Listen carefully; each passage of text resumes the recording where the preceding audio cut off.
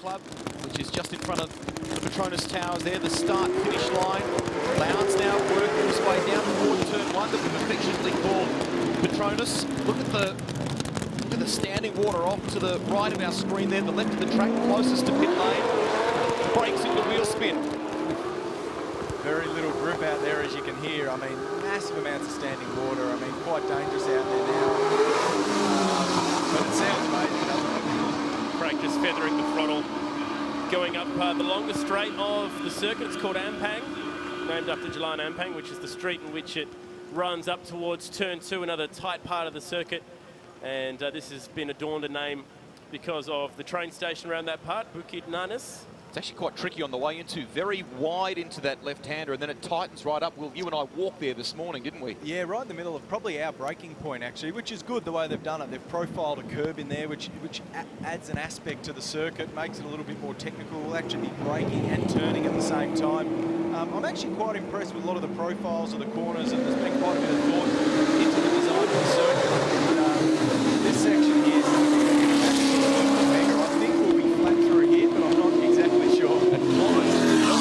It does climb, and you actually brake uphill now, which I didn't realise. This is actually quite uphill in the braking zone, completely blind. You literally sight the inside wall here. That's about your apex point. That's really all you're looking for about 100 metres out.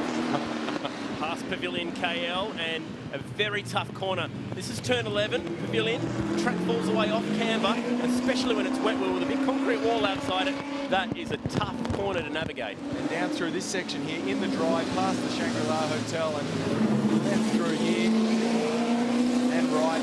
Probably full noise when we're up it, and a really blind, tricky braking zone here. Downhill, turn 13. An area which a lot of tourists would have seen around here, I reckon. And I reckon one of them is with us here in the commentary box at the moment, where when we turn right here and then head up, you go past a number of cafes and bars that line the side of the road there. So we're going to call that Club Straight. Beach Club is there on the left-hand side. You know that one, Will? Absolutely. There'll be some good parties there during the day and the night.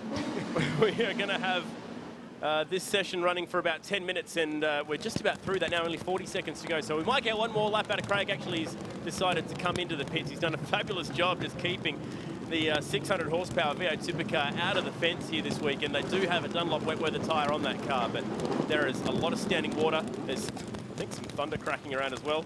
Probably just the thunder of a V8 supercar I think on the rev limiter down there in the pits, and the poor Red Bull Racing Australia boys are getting absolutely saturated out there. And this is kind of tropical rain that we're not used to seeing at any point throughout the championship.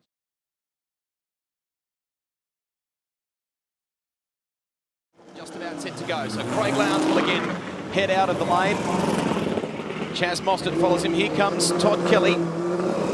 Scott McLaughlin, who was a star last year, 10 pole positions for the Chad said before. We go to some great street tracks with our championship, and they're all just like this one, typically unforgiving. You'll see some great action throughout the weekend. Who's got 4 more laps around here than anyone else on earth. Probably not a bad guy to follow. Fantastic. And it all starts, of course, a lot of the fireworks action starts on Sunday at about 8:15. And we'll go through till 11 o'clock at night. Some wonderful music acts there as well to keep. Here's Todd Kelly, car 15. A tough couple of rounds, but it's now really turning for the Gary Rogers Volvo team in 2015. A breakthrough pole position for this season for Scott at the recent Townsville round. He finished top on Will Davison as we check some of the speeds on the radar there. Well over 100 kilometres an hour. North of Sydney, in a state called Queensland. Too often racing in Australia. Through the chicane here, past the Shangri-La Hotel. This is Chaz Mostert. Now the Bathurst champion.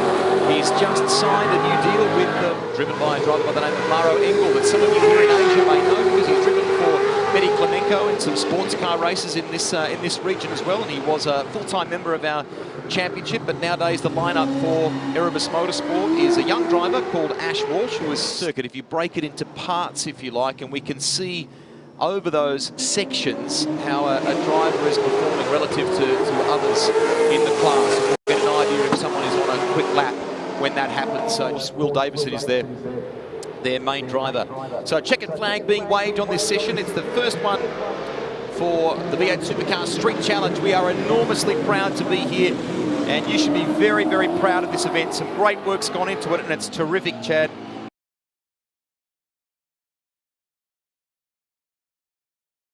We'll take a look at some of the highlights here. A shame for Davison at the end of the session. I think that could have been an improvement for the Mercedes driver. It's a lot to ask of these cars, isn't it, Chad? But the laps from Kelly looked spectacular, the way he attacked. Well, I think the key to the session was getting over those curbs and finding whatever tenth or two you could. Each time you found a little bit piece of curbing on the racetrack. Lowndes was doing that through that part of the circuit. Watch how he gets the car over to the left here and tries to make short work of that racing line through there, and particularly Will Davison was doing the same. Watch him, he actually missed the turn-in point and found himself running a little bit wide. What do you reckon? I don't think Rick Kelly's going to be getting his car back off his brother Todd anytime soon after it's gone and grabbed pole position. 69 thousandths of a second covering the top three, less than a second covering all 5 cars. Just very impressive. And so Todd snuck that lap in the second session, really, because they went out there and they did 5 laps. They brought the cars back in. They threw another set of Dunlop soft tyres on and sent them back out there to run again. And that's when Todd ran that 1 minute 24.5. Everyone running their best times in that second flurry of laps. Will needing 2 bites of the cherry down at turn 13, down Club Straight. Just 0.8 of a second off pole position.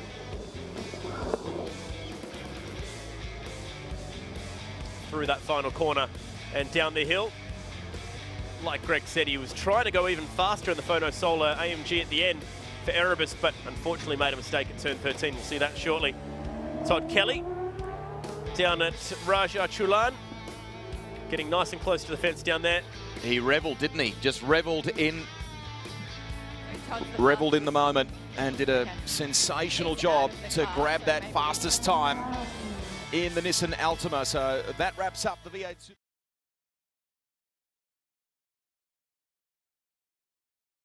It's been a phenomenal way to start the weekend. We've got some highlights for you.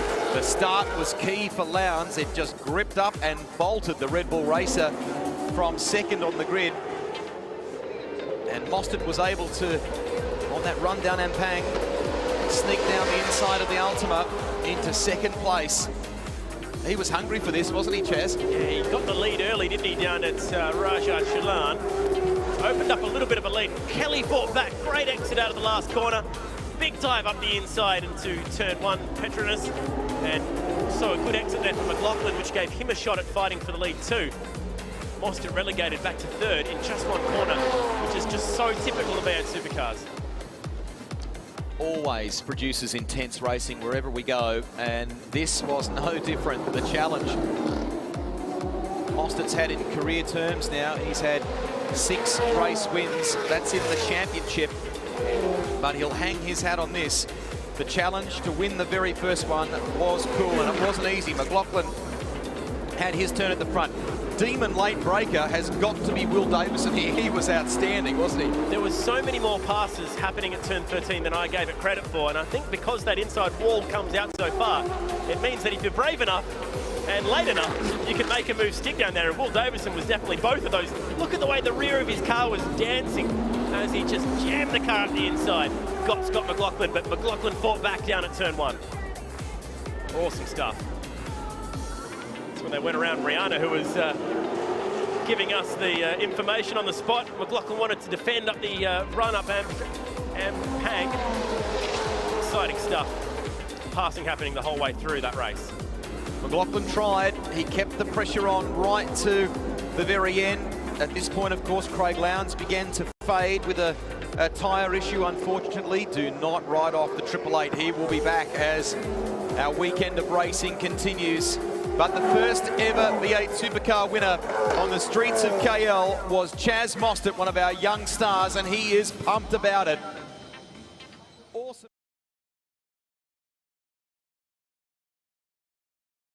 Highlights of the Challenge 2 here today. Another great start, but they learned from Craig Lowndes yesterday, who actually got a bit more wheel spin today than he did in Challenge 1. Yeah, backed the guys that were up behind him, and they were all scrambling for positions at turn 1. That gave Kelly a chance to build a lead. He very nearly went into the fence, though, at Duabelas. That was close. And I wonder what he has to say about what happened down there in lap 1, because it was a bit of a moment.